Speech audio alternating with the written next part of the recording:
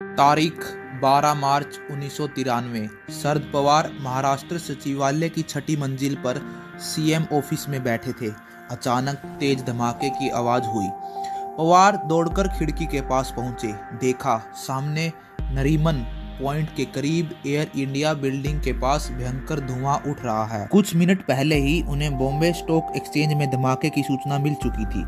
मुख्यमंत्री शरद पवार को समझते देर नहीं लगी कि नरीमन पॉइंट पर भी बम ब्लास्ट हुआ है, क्योंकि नरीमन पॉइंट सीएम ऑफिस से सबसे करीब था। इसलिए पवार ने फौरन वहां से जाने का फैसला लिया, पर मुंबई पुलिस कमिश्नर ने उन्हें रोक दिया। यह सब चल ही रहा था कि अचानक मुंबई में अलग अलग जगहों से बम ब्लास्ट की खबरें सामने आने लगी।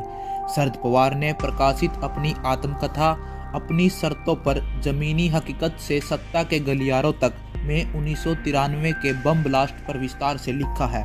बम धमाकों से महज 6 दिन पहले महाराष्ट्र के मुख्यमंत्री की कुर्सी संभालने वाले पवार लिखते हैं कि एक के बाद एक बम ब्लास्ट के बाद पता लगा कि धमाकों में आरडीएक्स का इस्तेमाल हुआ है। एनसीपी नेता पवार लिखते हैं कि आतंकवादियों ने मुंबई में धमाके के लिए 12 जगहों को बहुत सावधानी से चुना था। सभी जगह हिंदू बहुल इलाकों में थी। उनकी साजिश दंगा फैलाने की थी। मैं बिना कोई देर किए फौरन दूरदर्शन कार्यालय की तरफ भागा। वहां सीधे महाराष्ट्र की जनता को संबोधित करते हुए शांति बनाए रखने की और अफवाह न फैलाने की अपील की। पवार लिखते हैं कि मुंबई को जलाने की तैयारी कर ली गई थी। दंगा भड़कता तो रोकना मुश्किल था। शरद पवार लिखते हैं कि मुंबई पुलिस छापेमारी करने लगी। यह भी पता लग गया कि सीमा पार से समुद्री मार्ग के जरिए आरडीएक्स और हथियार लाए गए थे। जहां हथियार रखे गए थे उनमें से एक जगह संजय दत्त का गैराज भी था। पता लगा कि वहां एक बंदूक को गलाने का प्रयास हुआ था।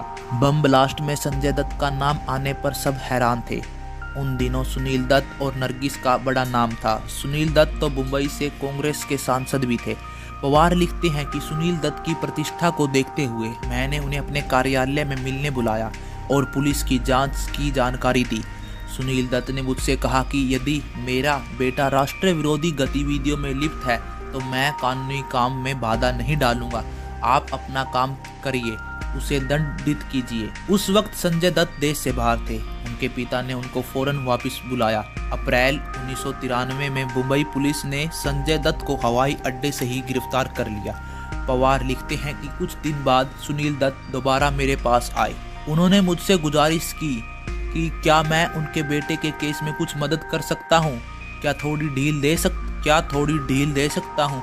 पवार लिखते हैं कि मैंने सुनील दत्त को विस्तार से सारी बात बताई।